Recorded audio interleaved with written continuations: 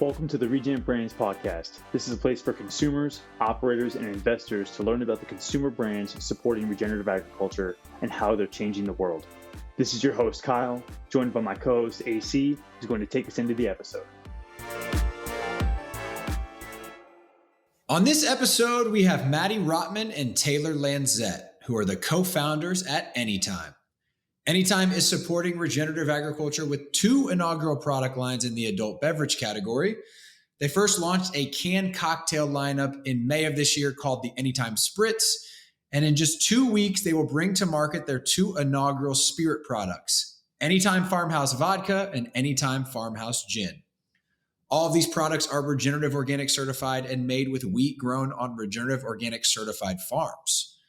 In this episode, we learn about how COVID-related supply chain crises led them to co-found this booze brand, why they believe scaling regenerative organic row crop acreage is all about alcohol, and what it is like starting a female and queer-founded CPG company in a hyper-masculine category like Alc Bev. We had a great time on this one, y'all. It was super fun, and we got to dive into the inner workings of bringing the first Regenerative Organic Certified adult beverages to the world. Let's dive in. What's up, everybody? Welcome back to another episode of the Regen Brands podcast. Very excited today to have our friends Maddy and Taylor from Anytime joining us. So welcome, y'all. Thanks for having us. So fun to be here. Great to be here. Yeah, we're super excited to have you. I honestly, this morning was the first time I checked out the brand, and I got to say the branding is phenomenal. I think it's really fun, really exciting. Love the concept. Feels very unique to me. So we're looking forward to kind of diving in here. But for those who are unfamiliar with Anytime, give us a quick lay of the land. What sort of products do you produce? What are the flavor profiles? Where can people find you today? Yeah, so Anytime is building the organic and regenerative organic business of our generation. We're making cocktails and spirits that are crafted by women and powered by farmers. So we've got 3 canned cocktails in the market right now, an herby lime fizz, a yuzu ginger punch, and a cranberry amaro splash. We're in stores all up and down California, New York, and New Jersey, and we ship to about 30 states. And we can tell you all about the fun stuff that we're about to launch coming down the pipeline. Let's go. Super cool. I gotta say, those are salivatingly good names for SKUs. You did a fantastic job naming those. They sound incredible. Kyle doesn't even drink. So if he's saying that is a real compliment, you know? I love salivating titles.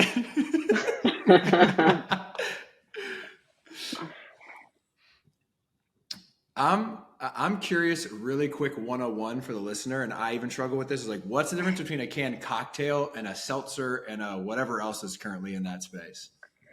Yeah, so the sort of overarching umbrella of the category term is RTD, or ready to drink beverage. It's sort of broken up under that as seltzer or cocktails. We think of our cans as farm to can cocktails because they're full of flavor.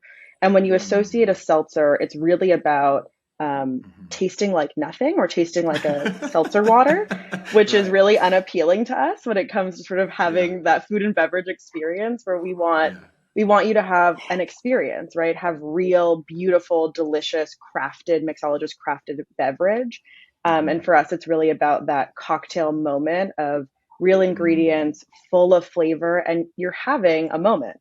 It's 5% ABV, so it's low ABV, which people associate with seltzer because it has that sessionability or crushability that we love, because it really means you can enjoy what you're drinking. But we really think of it as a farm to can cocktail specifically just because it tastes fucking great. Yeah, love that. And we want to feel like a bartender made it for you, right? So the other difference in the seltzer world is that you have malt alcohol as the base versus spirit based. And so a lot of sort of the uniqueness of our product, which we'll talk about, is our base spirit, right? Which is our organic vodka. To continue down this train of education, what is the difference between a malt alcohol and a spirit alcohol? Yeah, that's a good question. So a spirit is like a proper distilled sort of spirit, right? So you have vodka, you have gin, you have bourbons, whiskeys, right? These are classified by the powers that be, i.e. the U.S. government, right? That these are distilled spirits. in our case, right, we take grain, mash it, ferment it, distill it to make a final spirit. Malt alcohol is a very similar way of making beer, right? But you're essentially taking those byproducts to create an alcohol that is a little bit less, you would say, like of origin, right? It's not a distilled wheat into a spirit, but it's a sort of like much cheaper, like residual from the beer making process. Mm-hmm. Gotcha. Yeah. And as a drinker, the consequences of that are, to me, it takes you more drinks to get drunk, you feel worse, and it tastes worse. So we don't like any of those three things as an outcome of malt versus regular spirits. It's really clear to me, even as y'all kick this off, the unique food and beverage backgrounds that you both bring to this individually. So I would love to have y'all touch on that and kind of the origin story and how this all came about. Yeah. So Taylor and I actually met my first day of college. I show up an eager little student, intro to environmental studies, and I walk into the class and Taylor's my TA. So we've never looked back. But we awesome. Actually, yeah, very funny. We ran a CSA together in college. So for those that don't know, community supported agriculture. It was called Broad Market Shares. It was a student run food hub recognized by the US government. Thanks, Obama. And we had so much fun and sort of like built our friendship and our work life around fruits and vegetables. Yeah. And everything for us was about how can we build a better food system by actually changing markets and working with growers and building community around that. So we were super lucky and just started everything right there. After school, we both went to New York. I went on to run produce merchandising for Fresh Direct, an online retailer in New York. And then quickly after that, spent a ton of time, learned a bunch, was really figuring out how to build a national produce supply chain that was working within the community. And then went to Imperfect Foods, which is now Misfit Market, to build and run their first sustainability department. So my background is really in that retail side of the camp, and I'll let Taylor sort of share hers. Yeah. After our very fun CSA times together, took a similar route, and I ran supply chain for DIG Restaurant Group in New York City. And really just built out really mission-driven, localized, direct-to-grower models. We had a commissary-based model, so it was really nimble, and at times we'd be buying carrots from 15 different growers in the peak of the season, and backhauling across the state of New York to move exceptional local produce. So really spent my time learning what was possible, right, if you dream big at DIG. And then post-pandemic, actually sort of had a bit of a life crisis and decided I needed to change things up as restaurants were falling apart. And was recruited by Chipotle to run their regenerative beef program. Wow. And so cool. Talk about going from what I thought was big scale to unbelievable scale. Learned a lot about animals and frankly their importance in regenerative systems, which is very important. And you all had some amazing episodes talking about that. So learned a ton about scale, and then was also spent some time running supply chain for Daily Harvest. So organic fruits and vegetables brought me closer to the world of organic, and really grateful that sort of like all of those experiences led us to Anytime. Where did Alc Bev come into the picture? I'm not hearing any Alc Bev. I'm hearing how that, like, it's making sense to me, but what was the inflection point there? Sure. Important clarification. One important undertone that was not clarified in our origin story is that Taylor and I actually lived together as best friends and roommates in New York through part of this. And we lived together when the pandemic hit. So we're both in Brooklyn, and we have these incredible jobs sort of feeding the city, and the world's falling apart. And in one room, I'm on the retail side where Fresh Direct is booming and everyone needs a grocery delivery tomorrow, right now. And how can we scale this quicker, faster, bigger? And in the other room, Taylor's working at DIG Restaurant Group, which is a restaurant group specifically centered around lunch in the city, and no one's going to the office. And so we're on these like side by side between the doors. We were never meant to work at home. Our apartment's small. Just trying to figure out, like, the entire supply chain is totally upside down, and everything matters more than ever, right? How do we support our farmers that no longer have the right channels, don't have the channels into the places that need help? And we were moving things left, right, and center. And we'd meet in the kitchen at 12 o'clock. I like shouldn't admit this, but like 11:30 a.m. Our days were already like 3/4 over because we'd been up since the crack of dawn to have a drink. And before we'd listen to the daily briefing of what was going on with COVID. And we really just started drinking, as everyone was, and turning over our home bar and realizing we had no idea what was in our products. And that freaked us out, because we can walk through any grocery store and tell you who's growing what for most brands or the brand itself in almost any state. And to realize that our own home bar, we didn't know what was in any of our products, was really quite embarrassing to us. And the more we looked into it, we realized it was by design. And the agency that oversees alcohol in the government is not within the food. So it's the TTB. They oversee fire. Yeah. So the TTB oversees alcohol, and they regulate firearms, tobacco, and alcohol. So what a unreal. That'll tell you. So you don't have to put that doesn't smell like corruption whatsoever to me. Yeah. They probably have wild conventions, though. You gotta admit, it's gotta be crazy. Totally. Yeah.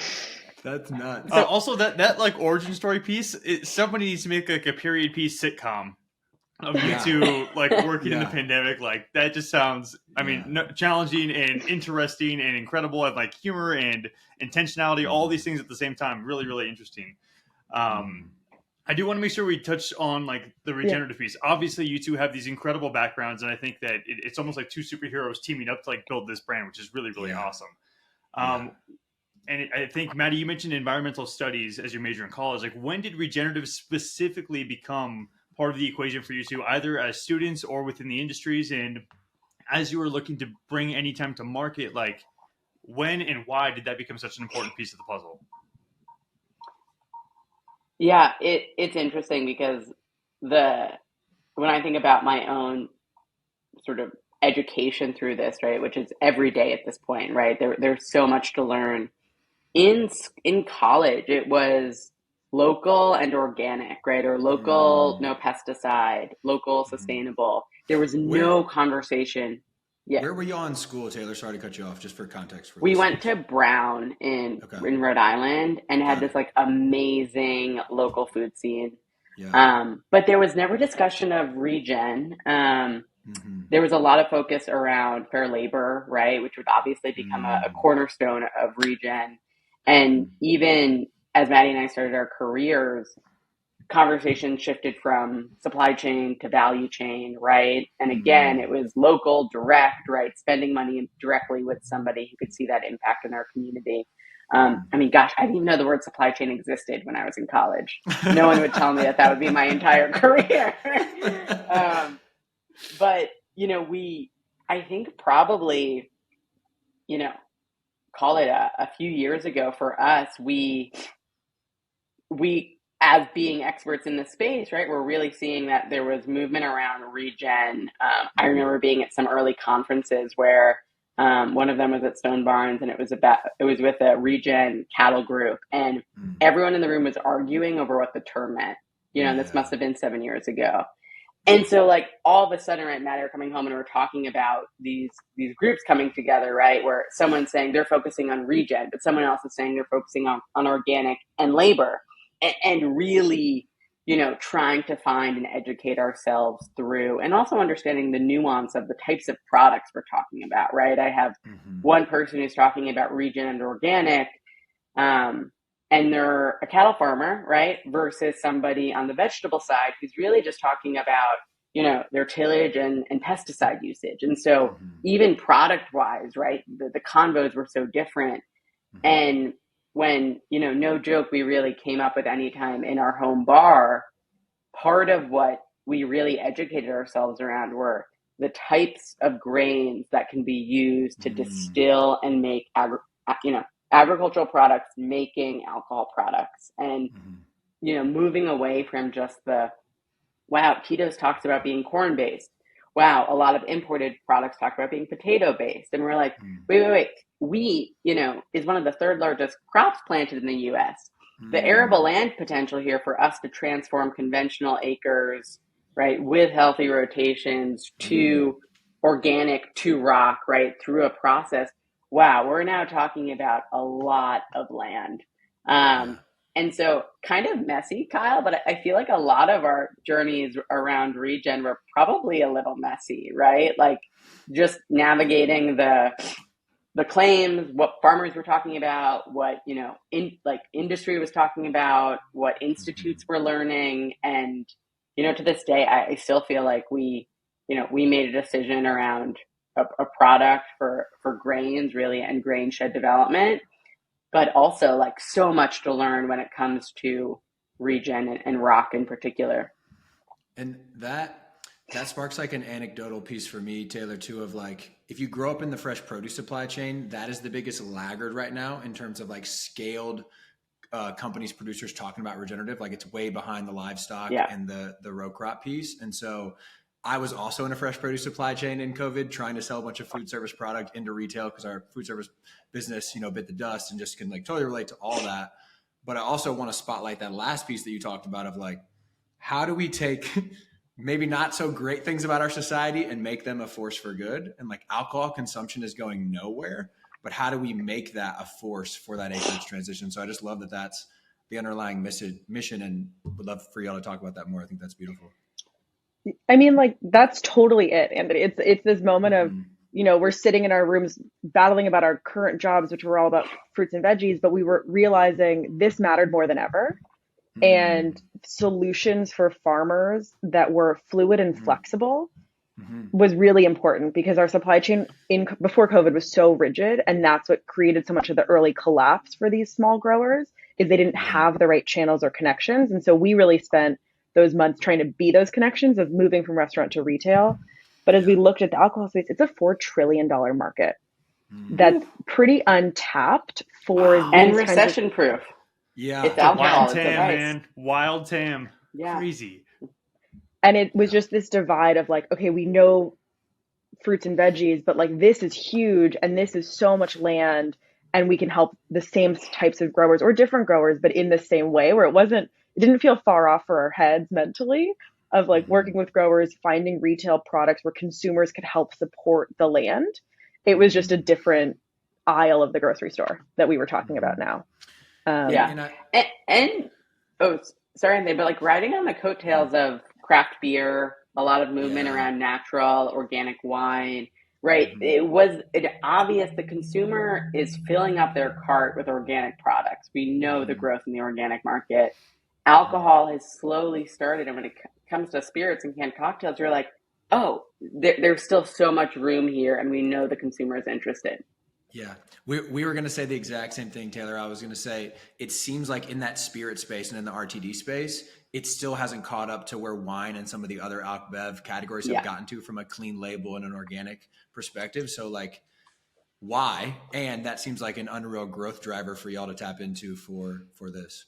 Yeah, absolutely. And I think part of it for us is we learned so much about the complexities of why it's hard to do these products well, right? And if you're somebody who has experience like, Maddy and I, in terms of building these supply chains and the just commitment after commitment, right? At any given point, it's easy just to say, this is way too much, right? It's really, we jump through a lot of hoops because we think it's the way we want to build the business. But, I can understand why it would be really hard taking in just regulation of alcohol alone to make some of these choices that are true identity preservation is really, really tough. Well, maybe take us through that process, right? Because you got to figure out what's the end product we're going to make, what farmers are going to source from, and then how are we going to actually distill it, which I'm assuming is a whole nother search in itself to find someone that's certified organic, someone that can process at the volume and the type of processing you need. Like, what was that all like? Yeah. Okay. I feel like this is the moment where we have to tell you what we're launching next, because this is the right the right place. Yeah. So we launched our Anytime Spritz canned cocktails in May of this year. So crazy how recent that was, and yet feels so many moons ago. Yeah. So those 3 canned cocktails are in the market, and the complexity there is that we distill a custom vodka, then have real fruits and herbs, and then we can it and have to pasteurize it because we're using real fruit. So a lot of folks in the canned alcohol space use natural flavors, which I put in air quotes because they're mostly made in a lab. They're not derived from the origin of the name sake. So, you could have a vanilla natural flavor that has no vanilla in it. We're big believers in every ingredient has to come from the ground, not the lab. So every canned cocktail has real fruit juice, real herbs, real botanicals. But to actually have real fruit and low ABV alcohol, you need a kill step. And so we use tunnel pasteurization. So that supply chain is quite complex, which I'm going to let Taylor talk about in a second. But the new product that we're launching is that the first week of November, we are coming out with Anytime Farmhouse Vodka and Anytime Farmhouse Gin, which will be the first ever regenerative organic certified spirits in the world. Let's go. That's huge. Congratulations. Thank you. Yeah, we're super excited, and consumers are so excited, and like this is going to be so big for the spirits world. And so those vodka and gin have different supply chains. And that's why I'm like, okay, we're going to dive into how we make this. Now we need to sort of separate the product lines. But really, really exciting for the consumer's sake and the market's sake. But Taylor, do you want to jump in and sort of explain what happens? Yeah. And even I think just one other clarification around the ethos of our products. We list all of our ingredients on the spritzes, and for the spirits, we list the farm and the botanicals. And I know that seems obvious for people who are probably listening to your show. Of course, you want traceability, but actually in the industry, you do not have to list your ingredients, right? That's sort of how it's designed. And so just even us taking that step where it's like listing our ingredients, making sure the customer has exact understanding of what they're consuming, and frankly, calling out our farm partners, right, is for us, we think, how to move the industry forward versus saying, we have all these secrets and we need to protect them, right? Yeah. Like flattery, go find another rock farmer and start making spirits, right? Like we're on board for that. So just a little bit about sort of like the ethos of those products. Yeah. And for the spritzes, so fun. We started with recipes in our kitchen trying to become mixologists, which, we did okay, but we definitely needed help. And the biggest sort of unlock was using full fruit to get flavor, using extracts from namesake herbs. That really allowed us to sort of take our, kitchen recipes and actually commercialize them to something saleable. A lot of people will use additives, right, that allow sort of that kill step in the can because it's cheaper. We went down a route to say we actually really want pasteurization because we don't want to have to add anything else. If we add something, we have to put it on the label, and we wouldn't be proud to sort of stand by that label. So most people are not pasteurizing because of that. Is that the case as well? Most people don't need to, either because their ABV is so high, because alcohol is a kill step in itself, if you will, right? Yeah. And because they're not using real fruit or anything that would sort of like mess up that pH. And so we designed the recipes with that real fruit so that we could, knowingly, okay, now we have to make sure this product can be stable. I'm going to ask a super investor due diligence type question, but because of those extra steps, how does it look like to scale those processes when this thing goes through the roof and you really, really need to like massively scale production? It's a great question and something we thought about really early on because, again, our mission, get more acres planted with regenerative organic grains, grow our acreage, which thus grows our sales pipeline, be it spirits or spritz. So we return to that a lot of just like acre by acre, we need more land planted this way because that's where our impact comes. We, fortunately have had some really awesome experience building out scalable supply chains, and it's sort of the bread and butter of how we do this. We have production on East Coast, West Coast. We have ability to pretty much 5x, within a 12-month period if needed. We've been a part of companies where they've built, taken investment with co-packers and invested in new line development. So we have that background, right? And it's just a matter of, if there's demand, I feel so confident that we can get more tunnel pasteurizers, in the States at our facilities.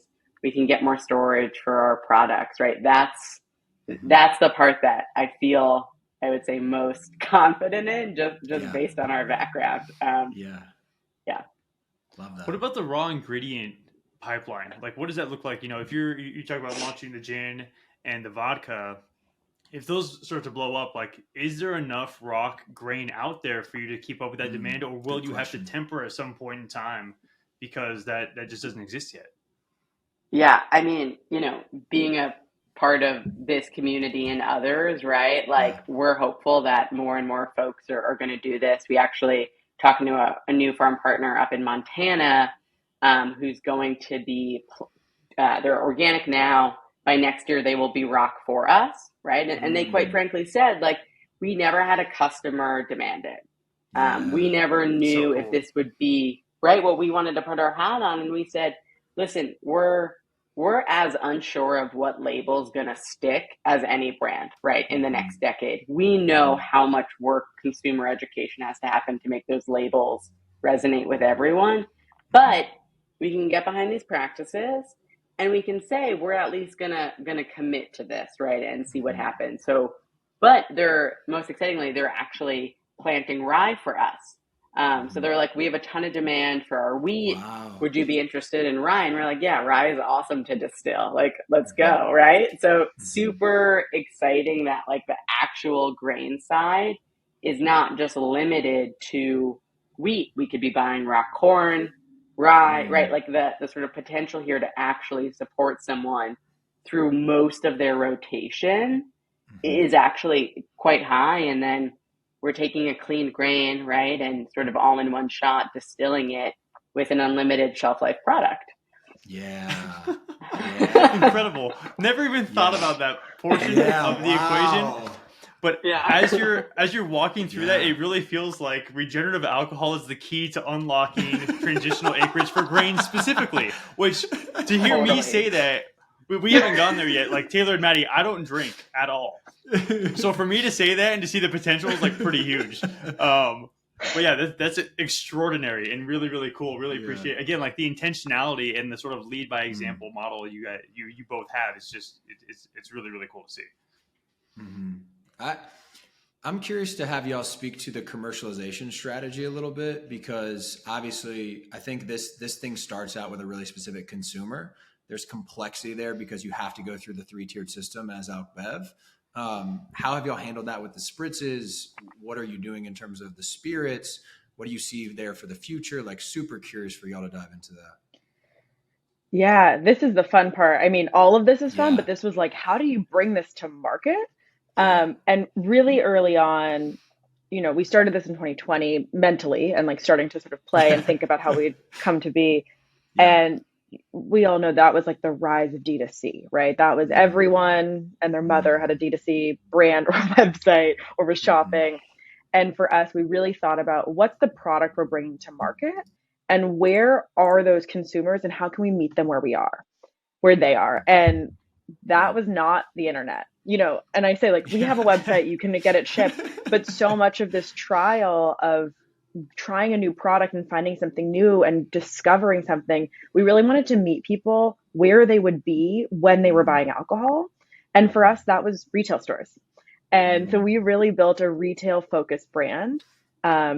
People want to buy alcohol when they're buying their groceries for dinner, when they're going on their way to a party, when they're, doing their shopping. It's not something you're thinking, oh, I need to stock up on this the same way you might on your, esoteric, really beautiful oil, like, cooking oil, or, your favorite coffee bean that you can buy in 15-pound bags, direct from the brand. For us, this was, we need to be where people are buying their food and their dinner and excited to try something new this evening. So we focused on sort of mid-large retail models, and then a lot of independent retailers who had curated shops focused on discovery, and sort of that mix and blend of we're not precious about this. Like, we're in both the real shoppy shops where folks are really curated and excited to discover products, and we're in Total Wine, right? Like, that's also where people are shopping for alcohol. And so thinking from the customer standpoint of where would they be when they wanted to buy this and how can we be there, was how we sort of focused on that. So in New York, Fresh Direct was an incredible launch partner, online retailer, covers the whole city, and also in a lot of corner stores, right? Where that community, that neighborhood, if you're in Carroll Gardens, you're going to Smith and Vine, right? And so figuring out those little moments, in LA, you can get it delivered on Good Eggs, but you can also go to Wine and Eggs, or you can go to the Canal, or you can go to Gus's Market and find it in your sort of neighborhood spot. So that was really our strategy of like being where the customer really wanted to be. And if you're a super lover and you need cases in your fridge for your party, go online and it's there. But that wasn't our discovery platform. That's really for the super lovers, and we love that you're there. The fun thing on the spirits is this really unlocks bars and restaurants, in a way that the can was so focused on at home consumption or sort of at your own party. This is going to be our moment to be focused on farm to table restaurants, or restaurants that really love their bar program and love ingredients and flavor and want an organic martini or an organic cocktail, and can really showcase the menu of like an Anytime Farmhouse Negroni martini, insert name of cocktail. But that was our strategy of, we have this really beautiful retail focused canned cocktail. And now with the spirits, it's going to be for sure on folks' bar carts, because we want you to be making your own at-home drinks too and be serving it at your parties. But being able to get that at your favorite restaurants and bars is something we're excited about. So it sort of opens that new sales channel. Yeah, that's incredible. That's really cool. Go ahead, Colin. You go ahead. Okay, for me, we're finally into my comfort zone where we're talking about natural channel distribution, instead of just focusing on alcohol. So I'm happy to be here. But talk to us a little bit about like, what does it look like? Like, I'm trying to put in my grocery brain. Like, are you going through UNFI and KeHE, or because your alcohol is a little bit different, are you managing brokers? Like, what does the retail strategy look like? Are you going for like the Whole Foods and Sprouts of the world, or are you focusing, like you mentioned, like some of those independents? What does the natural channel, or at least the retail strategy, look like for the cans? Yeah. You go, Taylor? So, just to back up, the way that the industry is regulated, it's called the 3-tier system. And so everyone is slotted into a tier, and you really can't be in more than one tier. So the first tier is what we are. We're producers, we're suppliers. Then you're a distributor is the second tier, and the third tier is the retailer. So we can only sell to distributors, who can only sell to retailers, who can only sell to the final customer. So even, to like Maddy's point of us being retailer focused, we could never build $1 billion D2C brand because we legally can't sell directly to customers. There are a bunch of nuances to that in the way that alcohol is regulated, that each state also has its own laws and rules. And if you are an on-site producer, like you have a distillery, that you make the product in, that you own in that state, you can potentially ship it to some other people. So it's like navigating 50 little countries to figure out how to sell alcohol in this country. It's crazy. And I say that just because we also made the decision, part of our ethos is to be spirit-based. So even in that category, you'll walk into some shops and you'll only see beer and wine, or you'll see malt alcohol, seltzers, and wine. We chose to launch in New York and California, 2 of the hardest markets, with spirits only. So again, just really saying, let's figure out how to do the hardest thing possible in the room. But that's just where your to customers share are, that, right? You know, like totally, that's where your customers are. And so to say that is, we had to essentially find a distributor to sell to those retailers. And, you know, part of what makes us so challenging is this is a hyper concentrated industry, right? Where you have a couple of distributors who distribute most of the brands across the country. And so, you know, unlike sort of signing up with a UNFI or a KeHE, who are also, right, quite large, like, we had to find somebody who really believed in what we were doing and work with us to get to retailers, because we can't sell directly to retailers. Yeah. And from what I know about AlcBev, it's very similar as like natural food, to where you have the big players like UNFI and KeHE, and then you have a lot of small regional players. And then AlcBev's the same thing. I think it's like 3, 4, or 5. You got like RNDC and Southern Glazers and a couple others, and then you have all the regionals, right? So it's similar kind of, you probably start in the regionals, you bridge into one of the larger players.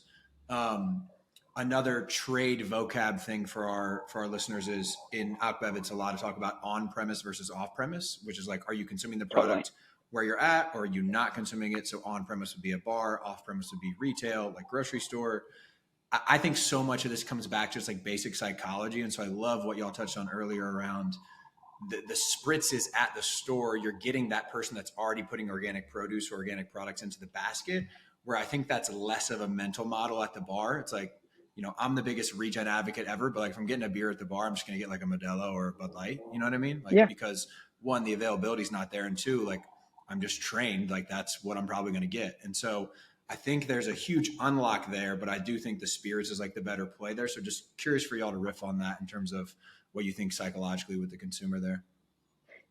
Fully, that's it. Like, right. Like when you think about the use case of a canned cocktail, often if you go to a bar, it would have been in the section with your Modelo and your Budweiser. And that's like a harder thing to sort of level up to, where if you're at a sit down restaurant where you're ordering, you know, your local tomato salad and your squash, you know, row 7 squash main, and then you see an Anytime Farmhouse martini, you're more excited about that sort of in that sort of use case. And so for us, it's about focusing on the right restaurants, the right bars, and the right retailers, because a lot of that, you know, every dive bar I go to, I'm like, fuck, I wish I had an Anytime Spritz here, but like I also have to sell it, and I know that it's not the right starting sell place to like go to every dive bar in America. Well, like one day we'll get there, but it really is about sort of like, you know, you go to those curated shops, or you can go, you know, we're in a lot of corner stores where you might also be able to buy those things, but it depends on what party you're going to. And so it's really just about focusing on like right places, right retail accounts, right bars, right restaurants that can showcase the product until we have full market penetration, where we're as known as your, you know, High Life Modelo. But you expect to see a Modelo almost any bar you go to, and you know it and you trust it, and it's safe. And most of these dive bars now are stocking high noon, right? So we know there's a demand for somebody who's maybe not even call out a flavor. They're just like, can you get me a high noon at the bar? Because they don't want beer. And so it's really interesting. We're like, okay, there's clearly this non-beer crushable canned option will work at a bar until you gain that sort of name notoriety, right? If I'll take one of the Anytimes. And so I think that's where it's like slow and steady towards that. That's a larger mass appeal. But then on the restaurant and bar side, like bartenders sell drinks, right? They ask you what you like, they engage with you, they talk about what they're excited about. And so us being super selective about finding those bars and restaurants, we know they can offer so much brand value and grow our ethos and mission through their ability to make great cocktails. Taylor, I want to touch on this a little bit. You mentioned before, like how much work needs to be done on regenerative education and getting consumers to really understand what this means. And I'm curious from your perspective, like with the on-premise bar unlock with the spirits, what does that relationship look like? Like, how are you going to turn those bartenders into advocates I've got two very close family members who work in this space and love it. And Yeah. so I've got a little bit of like a behind the scenes, how they deal with their reps, but would love to hear you guys' strategy. Like, how do you select them? What does the training look like? Because regen is hard. It's not easy. It's nuanced. It's complicated. So what does that look like for you all? Yeah. And also I fully invite you to offer feedback on our strategy here. If you have ideas, we learn and we grow. I think the biggest thing for us is, we work so hard, right, to have this front of label that says USDA organic and regenerative organic silver. And the end of the day, when someone's seeing that on a bar, right, looking across it, they're not going to see our front of label seal, right? If you're up and close at a retail store, yes. And so part of our sort of getting bartenders on board, outside of the fact of really just hearing from a genuine perspective how appreciative they are of the flavor. One thing we didn't mention earlier is we distill with a copper hybrid pot still. And so using copper to distill spirits is really unique. And part of what makes it so delicious is that when you're distilling spirits in the fermentation process, natural sort of sulfur compounds are created. It's just a byproduct. And when you use copper to still, those sulfur compounds attach to the copper. So they stay on the copper and not in the spirit. And so when you drink our vodka, you're almost like, wait, vodka tastes like that? You're like, it's a little bit of shock because we've removed all of these harsh flavors just naturally by using copper. And so I say that like our first and best advocate for having these conversations with bartenders is the flavor of our spirits, which we're super proud of. And then from there, we go right to the farm, right? We say, hey, we grow our Warthog wheat in Breathe Deep Farm in Hudson, New York. Here's what crops they grow. Here's how long they've been a partner. Here's why we're super excited to support them. They are both organic and regenerative organic, right? We know that organic lands easier. So we always start there. And then we say what they're really focused on, and sort of that like one sound bite is the way that they grow their crops is that they really focus on healthy soils. And when soils are healthy, they can hold carbon in the ground and not in the air. And for all of us, we could debate sort of the merits of how much to share on that. But that for us is sort of the snippet of, if you were to understand sort of why we care so much about this product, that's really it. I love that. I think, AC and I talk a lot about how to message regenerative products to the general masses. And we talk about the nutritional density piece first. Obviously, for somebody consuming alcohol, nutritional density isn't really a key component for them. But I love that you touch on flavor first, and that there's some unique differentiators, both from like the quality of your grain and your processing, that you can highlight. And I think that's the right way to lead, because for people who are buying a high-end alcohol, I would assume they want it to taste great, right? So I think you're spot on there. If you asked for feedback, the only thing I might mention on a feedback perspective is like the carbon, to your point, carbon sort of like a elephant in the room in regen right now. Yeah. And I truly believe that I think that focusing more on drought resistant soils and the climate change and something along those lines from an environmental perspective might be the better option personally. So that's the only feedback I provide. I think everything else, like in terms of order of operations on the selling points, you're spot on. Yeah, and so appreciate that. I mean, Maddy's mentioned this too, like focusing on climate solutions, right, of our product is really the route. And so, 100%, definitely a good edit for us. I feel like it's important to kind of divide between in-trade communications and end consumer marketing, because it's very different, right? Like getting on the shelf and what the retailer cares about your brand doing, they want it to sell to the end consumer, but they're going to care more about the Scope 3 emissions and the climate profile. And the consumer's probably really still going to care about, does it taste good? Is it cool? Like, would my friends think it's cool? Like, that is still more of the play there. I feel like that's something that I see as so powerful here, because Anytime is so cool, one, and like has such virality potential. And these markets you're in, they're markets where someone should be hitting the corner store and like want something cool to bring to like the kickback. Like, I don't know, I'm not a New York or LA person, but like I've been there enough to like realize like that's the culture, right? And we have to kind of start there, I think, with a product like this to build this cool groundswell of energy like behind something like this. AC, I haven't heard the term kickback used in like 10 years, man. And I was in SoCal, so there's got to be a different term for it today. AC went back to being 21.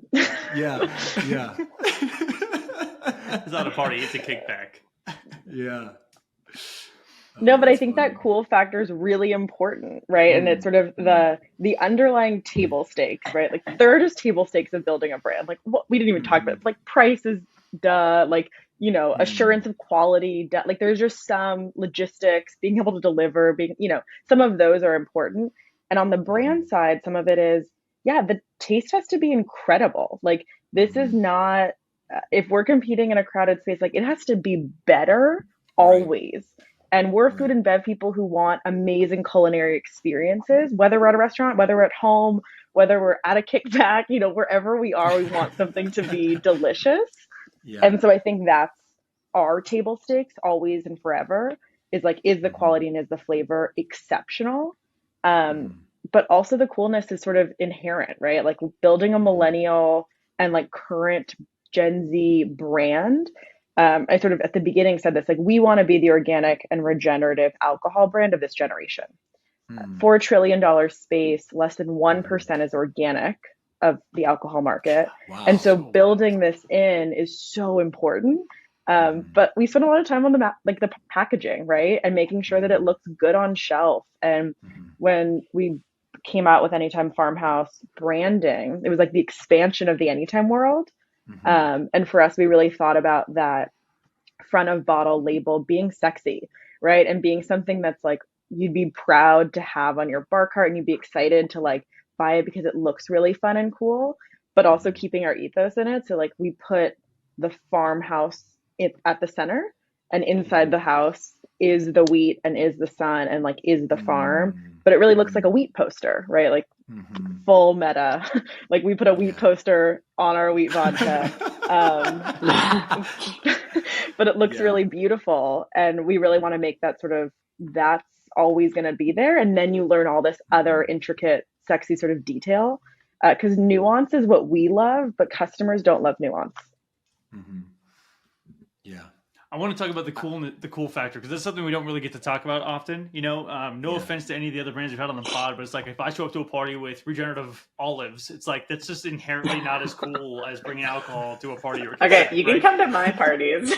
Shout out to Big Picture Foods because they've got the primo regenerative olives. So if you're and you know what goes really good with olives? Yeah, a martini. We are.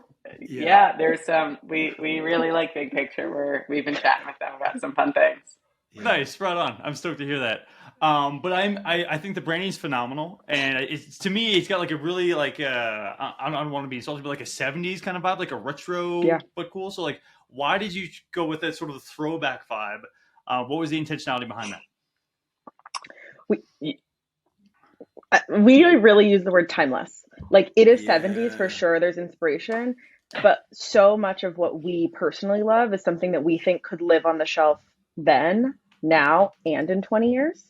And there's a really, we can all just admit it, there's like a feel to current millennial branding that is, and I'm saying millennial because we're millennial founders, but like there is a feel of like, oh, that just got redone to right now. And I've even been laughing at, I don't know if you've seen the Pepto-Bismol or the Midol rebrands, just like really sort of emphasizes like what is going on in the rebrand world where everything kind of looks the same.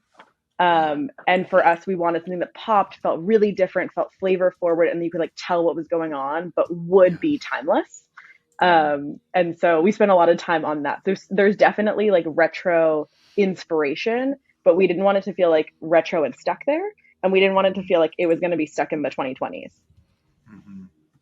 Yeah, and I just looked up the Pepto-Bismol rebrand, by the way, and it's it slaps. It's pretty good. Yeah.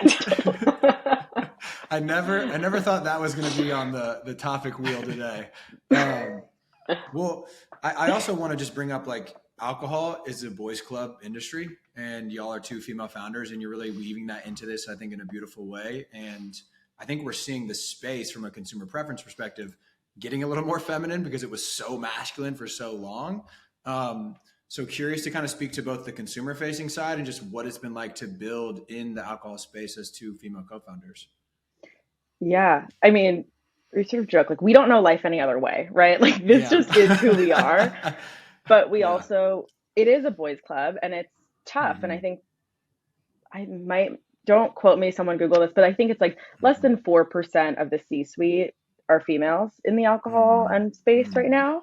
And so building, we've all heard the stats, less than 2% of VC go to women, but like hearing that not only is the money not going, but also in companies that have already existed, the leadership is not female driven, is, disheartening. And we're really trying to build something quite different that lifts everyone up. So even in our original 3 products that we launched, we partnered with Fast Penny Distillery, women run and founded Amaro Distillery, and they put their incredible Amaro in our cranberry Amaro product. That's right. Awesome. So like originally came out of the gate collabing with other female founders, saying, let's lift this up, let's change the space. And so, we really want to see this industry looking different. We want to see founders looking different. And really just building a queer and female founded brand is always going to be what we're doing, just because it is who we are, and appealing to everyone, because if we can represent everyone in flavor, in taste, and in demographics, that changes the whole space quite drastically. I love that. Why not? I've never aligned more with any brand that makes alcohol than your brand. This is, if I were ever, I've never been more hyped for an alcohol brand than I am for Anytime. Like literally. So yeah, we need more of what you two are doing. Absolutely. Yeah. From a pure business aspect too, I think the LTV of the organic martini drinker is like way higher than the 30 rack Keystone Light drinker. So like, I think it's a good business proposition too. It's also, I mean, we've been joking, right? But it's like my, parents are in their 70s and they're not going to they love Anytime, but they're not going to, change some of their, their go-to martini orders. They live in Florida, we're not distributed there. They're doing okay. Yeah. But for our generation, people who have yet to commit to like, hey, what's my brand going to be? My cart is full, right? Like I'm a mom who's focusing on buying organic dairy for my family when I'm also at the liquor store, right? Buying something for a party. What am I going to put in my cart? And that customer for us is just like so spot on, where we're like, if we can get them now, the potential of them to be in our ecosystem is just so vast, right? If they're doing maybe a dryish January and only want to have some spritzes because they're only drinking on the weekend, they want low ABV, right? Or if they're going to a party where they're making full batch cocktails, like us meeting all those customers and having them be with us for a long time is pretty exciting. Yeah. I really like the way you've phrased that, and it segues nicely into future. I know we talked about, you've had product on shelf since May, the original launch with the cans. We've got the spirits coming.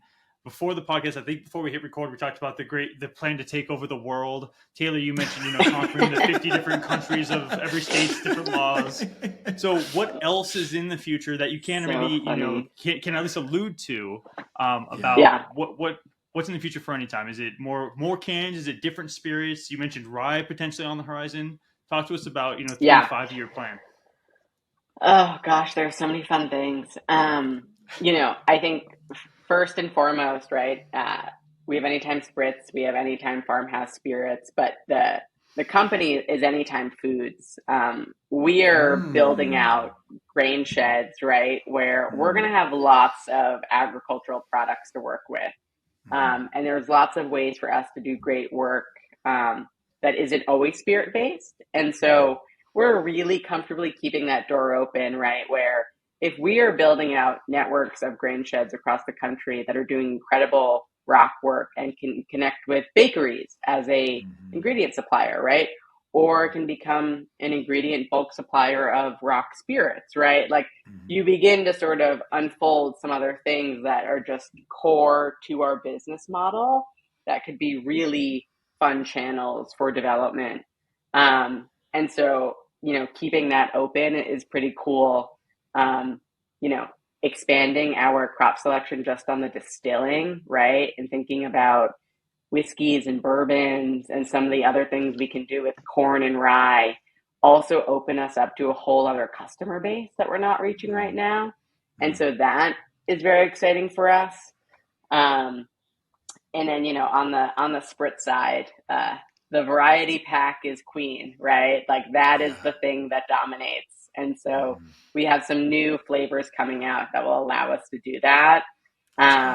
And are pretty fun and, just allow us to continue to refine our flavor combinations that resonate with people. And Matt, what did I miss on our, world domination pipeline?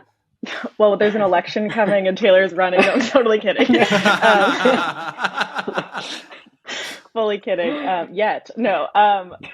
For us, I mean, it's so obvious in hearing Taylor talk, but like everything we think about from an innovation pipeline comes from the land and comes from the crops. And so like that is what's so different about our thought process versus like what happens at any sort of large conglomerate. We've all sort of, I guess this group has all sort of seen what that looks like, and probably people listening in. But, for us, it's not about what's hip, what's trendy. It's what can we do on the land and then how do we make it cool? But like really what can we be growing and what's going to transform soil health and then like help farmers. And then we sort of keep innovating on what does that pipeline look like of coming to market, but we don't start with the market backwards. And I think that that's been so much of the problem of the degradation of land, but also the saturation of markets with very similar products that's not really creating impact or change. And so we're really, anything could happen, in 10 years for Anytime, but all of it's going to be this sort of thoughtful, intentional, what can we do on the land? And then how do we actually land with consumers? And then finding that messy middle that we're really good at. But it's just a very different way of innovating than I think most brands or most companies. Yeah. And I think even more so, right? 3 to 5 years, we need to be a part of a network of similar brands that take up space in the cart, right? Like this only works like this, right? But like, we need everyone here to do well because we also need to do well, right? It's sort of the thing. And it's, we know for all of the pitfalls that the organic movement has had, the demand that they have created for both, imported and domestic organic products is something to be so, applauded. And there is that demand and even more for rock. So I think as like brand owners, if we can focus on just like making those products available and getting them to those consumers who are already so dialed in, there's room for all of us to be so wildly successful here. And for these products to sell. And so that's, we're hopefully 3 to 5 years with some really strong collaborators in this space. And we built out our little regen world. Mm-hmm. Yeah. Just to recap, to pull out 3 threads, right? We said in a recap episode recently, like regen brands put the land and the farmer, give them a seat at the table in product development. Very clear here, right? We need to work together more, working on that. And 3, there's this pent up demand for regenerative, but we haven't connected those consumer needs to, they can get it from regenerative, right? They want healthy food. They want sustainable food. They want, they want these other like disjointed, disparate things. We have to package that in regen and say, here you go. This is everything you want all in one. It's very challenging and very nuanced. And how do we do that? Right. It's still like very TBD, but we have to work together to, I think, do all 3 of those things. And going back to the product development piece, what I think there's such a huge market for is that farmer land inclusive led product development in these timeless product formats that are going nowhere. Like bottled gin and vodka is going nowhere. Like canned cocktails, spritzes, like obviously somewhat new, but like going nowhere, right? So building these things with really with amazing longevity to support these farmers from an offtake perspective is just amazing to think about. Yeah, I also just want to touch on, and applaud the ambition and the vision the 2 of you have for the brand. As you were describing that Anytime can go, maybe outside of all into food, I almost had like Patagonia vibes. Once you create that trusted brand, like this is who Anytime stands for, like you can develop anything, right? Because Patagonia makes I don't know, shirts, hats, fanny packs, backpacks, duffel bags, everything, right? And, it's like, why couldn't you, once you become that trusted brand with that level of ethos and standard, like, why couldn't you make whatever you wanted in whatever market you wanted? So just, again, applaud the ambition and the vision you have there from the get-go is just really, really cool to see. Yeah. We're just a little crazy. Same. You need to be. You need to Same. be. Yeah. Welcome to the club. Well, speaking of crazy, we'll go to our closing question. I don't think it's very crazy. I know we've had some people that think it is, but y'all, how do we get regen brands that have 50% market share by 2050? Yeah. I mean, we've covered so much of this, but like what I'll say in sort of like a snippet is farmers are always doing things to support the land, right? They they're living on that land and they are doing it and they have the capacity. And so that's there. There's a lot of crazy folks like Taylor and I and you all who are like pushing this branding work forward of coming out with brands, coming out with products. We now are calling on the retailers. Like retailers hold a lot of gatekeeping to what is possible for the messaging and importance of consumers, right? You walk into a store and what you see first, or the shelves you see, the end caps, that's what consumers start thinking about. And they hold the keys of you need to get these certifications or you need to do this, or even just what they're going to showcase and wear. So we think that working on educating the couple hundred buyers in this country, and I may be downplaying that number, but it is quite small of who is holding those gates and the keys and the locks to those gates, and educating them and getting them excited because consumers want it. The land has the capacity to do this and the brands and products are coming out, but we just need that sort of aggregation of the retailers of showcasing it. That's what we think is the big unlock to getting 50% of your cart or I didn't know. I mean, Maddy, hold on, Taylor. I didn't know that Maddy was going to cut the best Regen Coalition promo that we've ever had on the podcast. So thank you for that, Maddy. That's exactly what we're trying to do. That's literally why AC and I have been like trying not to start laughing as you're responding. Shit-eating grinning so as perfect. she's talking. You're welcome to use that on a commercial. Like, we will. Cut it, use it.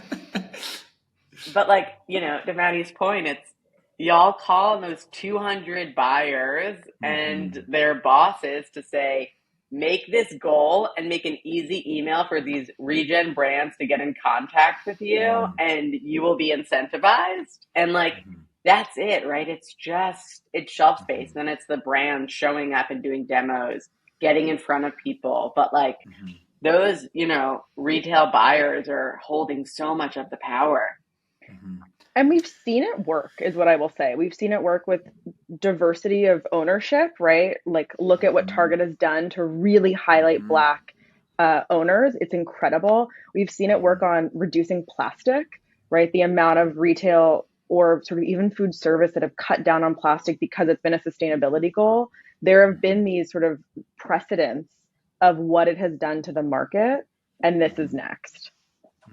I think you're spot on. I recently had the opportunity to speak at a Sprouts panel, and I talked about how the brand is the story, and the retailer is the amplification of that story, right? If to use a book analogy, if you wrote this incredible book and just set it in a field somewhere, like nobody's going to read that book, right? You'd be walking in a field to find this book. If it is on display in the bookstore and people talking about this is why you should read this book, everybody's going to engage in that story. And that's the opportunity the retailers have. So, obviously AC and I couldn't be more aligned with these answers, but I'm just excited. I don't know where else. We're looking for staff picks shelf. The onus, the onus is now on us to give them the tools to do it in a cohesive, compelling, and programmatic way, which we have not done. And we have not done that because of the various certification verification programs and the non-certified folks. And no one's at fault for that. Everyone's done amazing work. Like, this is just the inflection point we're at now, which is we need to come together and we need to boost this thing and make it make it efficient, make it worthwhile. Because, I was just at RFSI on a panel with Dan Epley, who's the VP of Grocery at Whole Foods. And he's like, dude, we want to put all these folks on the shelf, straight up. We want to put them on the shelf tomorrow, but we have to basically help them do the consumer education and the marketing piece at the shelf so that the products sell and that this whole thing starts to flywheel. And we got to do that. It was a great panel. Oh yeah. Thank you, Maddy. Appreciate that. Y'all, this has been incredible. Truly just thank you for your work and love the ambition. And we're so excited to support, and, we hope the launches are all massive successes, and we know they will be, and just, amazing. Thanks for joining us. For real. Yeah. And I'm about to share this brand with all of my alcohol consuming friends, just so everybody knows, like, Sweet. what is it? If people want to go to the website, give me the URL. Yeah. Right. Anytimespritz.com. Anytimespritz.com. Cool. Yeah. And we ship to 35 states. You can find us locally, New York, New Jersey, California.